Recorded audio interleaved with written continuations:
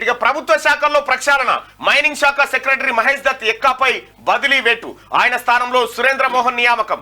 లోక్సభ ఎన్నికల రిజల్ట్స్ తర్వాత మరిన్ని బదిలీలు. స్పెషల్ సిఎస్లు, ప్రిన్సిపల్ సెక్రటరీలు, కలెక్టర్లను మార్చే ఛాన్స్. పనితీరు సరిగా లేని అధికారులను సీఎం రేవంత్ రెడ్డి పక్కన పెడుతున్నారు. రాష్ట్ర ప్రభుత్వ లక్ష్యాలు, ఆలోచనలు అర్థం చేసుకుని ప్రజలకు మేలు జరిగే విధంగా పనిచేయకపోతే వేటు తప్పదని అధికారులకు ఆయన సంకేతాలు పంపారు. ఇప్పటికే కీలకమైన కొన్ని పోస్టులను సమర్థులైన ఐఏఎస్, ఐపీఎస్ అధికారులకు అప్పగించిన రేవంత్ వివిధ విభాగాల హెచ్ఓడీల పనితీరును పరిశీలిస్తూ ఎవరైనా అలసత్వం ప్రదర్శిస్తే మార్చేస్తున్నారు. లోక్సభ ఎన్నికలు ముగియడంతో ఒక్కో శాఖ పనితీరుపై సీఎం రివ్యూ చేస్తున్నారు. గత 4 నెలల్లో ఎలాంటి ప్రగతి సాధించారు, ప్రభుత్వ లక్ష్యాలకు అనుగుణంగా పనిచేస్తున్నారా లేదా అనే దానిపై ఆరా తీస్తా ఉన్నారు. ఇక్కడ ఎలక్షన్ వరకు ఎలక్షన్ పంచాయతీ.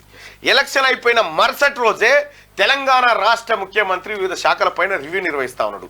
పరిపాలన ఈ 2 నెలల కాలం పాటు ఈ కోడ్ జయంగా ఇంకా కోడ్ కూడా ఉంది. అయినప్పటికీ కూడా ఈసీ అనుమతి తోటి పరిపాలన కార్యక్రమాలు చేస్తా ఉన్నారు. ఇక్కడ ఇదే పొజిషన్ లో కేసీఆర్ ఉంటే ఇది మొదలు పెట్టేటోడేనా? కేసీఆర్కు 5 ఏళ్ళు ఎన్నికలే. ఎట్లా ఎన్నికలు సృష్టించాలి, ఎట్లా ఎన్నికల చుట్టూ దింపాలి, ఎట్లా ఊడగొట్టాలి, ఇదే ఉంటుండే.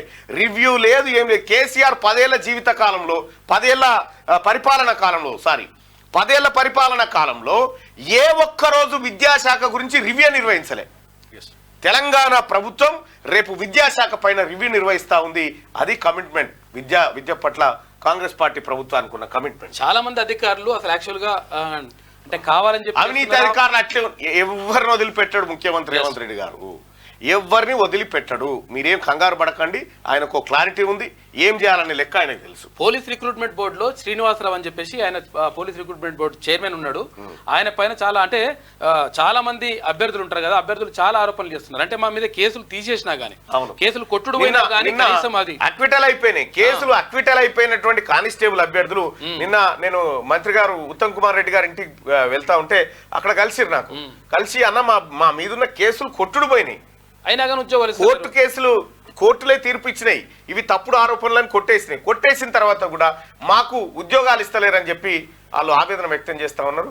ఆ విషయంలో నిన్న హోం ప్రిన్సిపల్ సెక్రటరీ గారికి గౌరవ మంత్రి ఉత్తమ్ కుమార్ రెడ్డి గారి ద్వారా ఒక లెటర్ రాయించడం జరిగింది. అలాగే హోమ్ డిపార్ట్మెంట్కి సంబంధించి రిక్రూట్మెంట్ బోర్డుకు సంబంధించినటువంటి డైరెక్టర్లు ఎవరైతే ఉన్నారో వాళ్ళకు కూడా పంపించడం జరిగింది.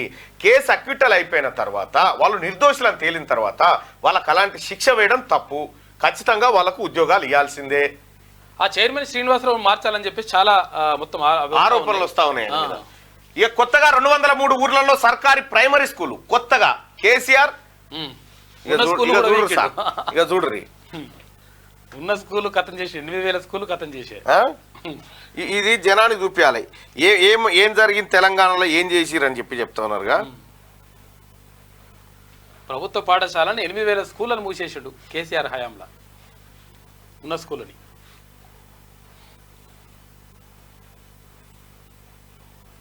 కేసీఆర్ చేసిన కథ ఏంది, ఇప్పుడు కాంగ్రెస్ పార్టీ ప్రభుత్వం చేస్తున్నా.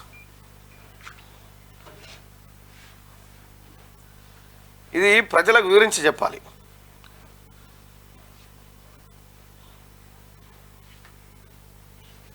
అది ఓపెన్ చేయనా వాట్సాప్ ఆగు. తెలంగాణ ప్రజలారా, కేసీఆర్ ఏం చేసిండు, ఇప్పుడున్నటువంటి గవర్నమెంట్ ముఖ్యమంత్రి రేవంత్ రెడ్డి గారు ఏం చేస్తా ఉన్నారు ఒక్కసారి చూసుకుందాం. తెలంగాణలో ప్రతి పల్లెలో 10 ఇళ్ళున్న స్కూల్ ఉండాలని చెప్పిండు. ఏ బిడ్డ కూడా స్ట్రెంత్ కారణంగా తన చదువును కోల్పోవద్దని చెప్పిండు. ఇగో ఇది కేసీఆర్ కథ. 10 ఏళ్లలో 6,400 ప్రభుత్వ పాఠశాలలు మూసివేత. కేసీఆర్ ఏలుబడిలా 6,400 ప్రభుత్వ పాఠశాలలు మూతబడ్డాయి. 60,000 బెల్ట్ షాపులు ఓపెన్ అయినాయి. కేసీఆర్ హయాంలో జరిగింది. గడిచిన 10 ఏళ్లుగా బీఆర్ఎస్ ప్రభుత్వం డిఎస్సి వేయకపోవడంతో రాష్ట్రంలో 6,400 ప్రభుత్వ పాఠశాలలు మూతపడ్డాయని రోడ్లు భవనాల శాఖ మంత్రి కోమటిరెడ్డి వెంకటరెడ్డి ఆరోపించారు. 70,000 మంది ఉపాధ్యాయులు రిటైర్ అయినా వాళ్ళను భర్తీ చేసేటువంటి కార్యక్రమం చేయలే. ఇవాళ కాంగ్రెస్ పార్టీ కూడా తన మేనిఫెస్టోలో పెట్టింది, డిఎస్సిలో సవరణలు చేస్తామని చెప్పింది. అదే విషయాన్ని కూడా ముఖ్యమంత్రి రేవంత్ రెడ్డి గారు రేపు జరిగేటువంటి రివ్యూలో ప్రస్తావించేటువంటి అవకాశం ఉంది. ఇంకో విషయం, పీఈటీ పోస్టులను కూడా పెంచుతామని చెప్పినారు. పీఈటీ పోస్టులను కూడా పెంచాల్సినటువంటి అవసరం ఉంది. ఇంకా గత ప్రభుత్వం ఇచ్చినటువంటి నోటిఫికేషన్ కు మారుస్తూ పీఈటీలు దాదాపు 1500 పోస్టులు ఖాళీగా ఉన్నాయి, వాటిని ఫిలప్ చేయాలని చెప్పి అభ్యర్థులు కూడా డిమాండ్ చేస్తా ఉన్నారు.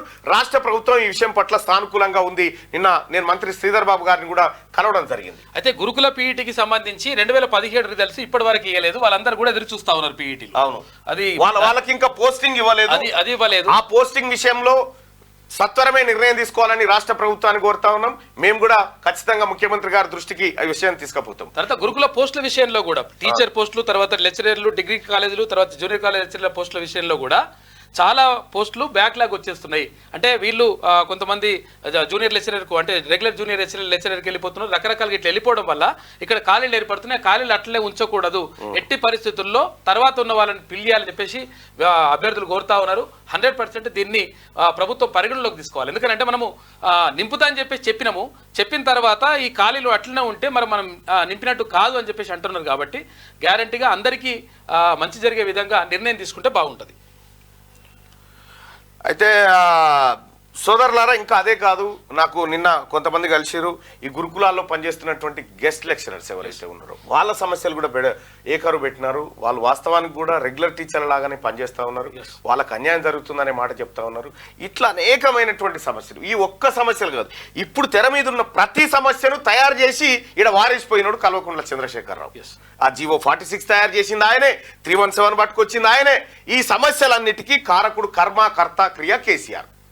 ఇవన్నిటిని ఒకటి శుద్ధి చేసుకుంటూ వచ్చే కార్యక్రమం కాంగ్రెస్ పార్టీ ప్రభుత్వం చేస్తూ ఉంది.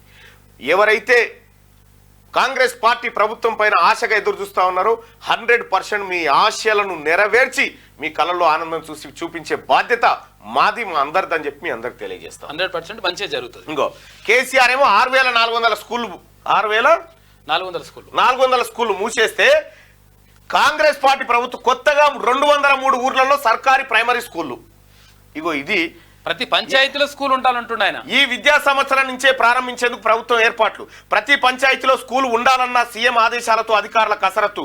మూతపడ్డ స్కూళ్లను రీఓపెన్ చేయించేందుకు చర్యలు. ఇది కదా కేసీఆర్ కు బెల్ట్ షాపులు ఓపెన్ అయినాయా లేదా చూసుకుంటాడు, కానీ బడులు ఉన్నాయా పోయినాయా అని చూసుకోలే కేసీఆర్.